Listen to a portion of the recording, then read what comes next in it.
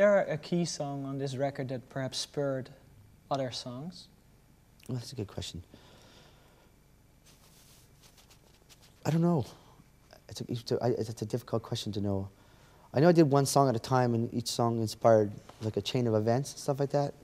But Black Moon was the first song I recorded, and I don't think wasn't the song that went ta-da, you know. It's fairly different than the rest of the record, anyways. But I know I like certain songs that I really love. There's some songs that I'm really proud of, you know. Like I think the lyrics and the Quiet Crowd is something that I really love. I think Noisy Sunday is a very beautiful recording. The song and just the recording and getting it on tape in its initial stages, but really raw, is a really nice thing. You know, there's lots of little things like that. You are a storyteller of sorts, small stories. I guess so, yeah. What sort of stories are you most attracted to, or what does a story need to be appealing to you? I'm a big fan of science fiction, and I'm definitely big.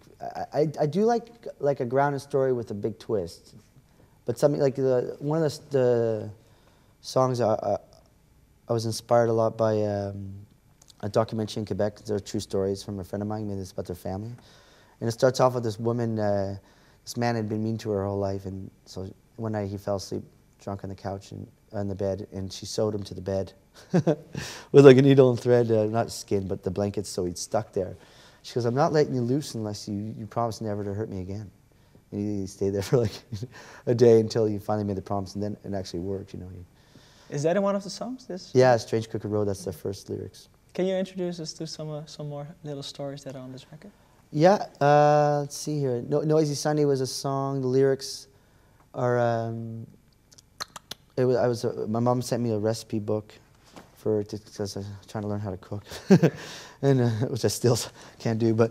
And a poem fell out of the recipe book, and the poem had it's just like a poem. I guess I don't even think my mom intentionally put it there. I think it's just something was stored there, and she's forgot it there. And it was about the kids. When they left the house got really quiet. It was awful quiet to it, and she had like 5 kids running around, and the whole poem was kind of about that quiet she found really difficult. So I kind of wrote an answer to that poem, and I think that was kind of a fun idea and a nice idea. You know, what else is there? Into Giants is just kind of a song about the people around you. It's a very simple song, Into Giants. It's just about, you know, you asked me the questions about a band, why we stayed together for 10 years, and you build amazing bonds, and the longer you know someone, the harder it will be to break that bond, and then the stronger, you know, so hence the Into Giants, I guess. The first thing you talked about is the empty nest syndrome. I think every mother and father has that the kids are leaving home. Yeah. And then you stay behind, and you're like, okay, we have to start a relationship anew. And yeah, it's a special thing. That it's too early for you to think about it, but it'll happen to you as well. Yeah, thanks, man. Thanks for telling me that. It'll up my day here. Yeah, of course yeah, of course.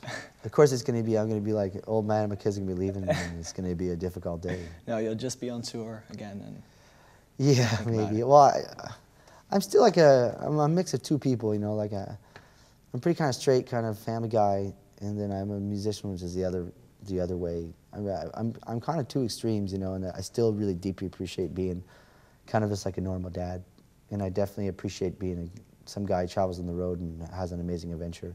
Did you surprise yourself in that being a homey kind of guy? No, I've always loved. I'm someone who needs. Okay, it's like a good piece of music, you know, or a good story, or music's a lot about tension. You know, it's like an elastic band, you know, and let's say if we were talking about music, like you know, ever heard like the word chord progression, something like that, you know? Chord progression is like, how it works is like, you have it's a song's in a key, it's like a home.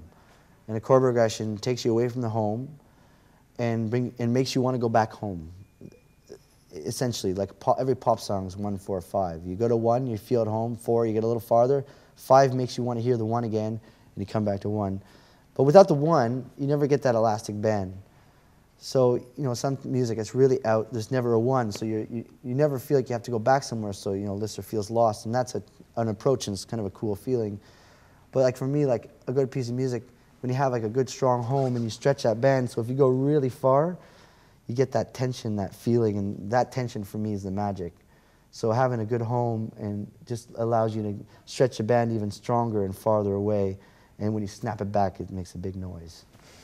Is that tension you described, is that also resonated in the music you write? Is that yeah, I think like you'll see, like I think of the music I write, there's things that are very simple about it and very like kind of pop orientated, and there's parts that go quite far, and that for me is the tension in the music I make, you know. And I feel like since I have good strong poppy moments in the record, it means I can throw a really instrumental and not lose the listener, because I'm still riding off the last pop song to give the listener enough energy to get through something a little darker and trippier. And then after that I can bring it back home again, and I constantly play with that tension. You allow yourself to do weird stuff because you do the poppy stuff as well. Yeah, but it's not because like pop sells and the other one's weird. It's like a feeling, like, you know, it's like a beautiful song is simple and you feel good, and then when you do something a little darker, you have this room, you know, and then you can get noisy and crazy and more dissonant, and then it feels really good to get back home again, you know.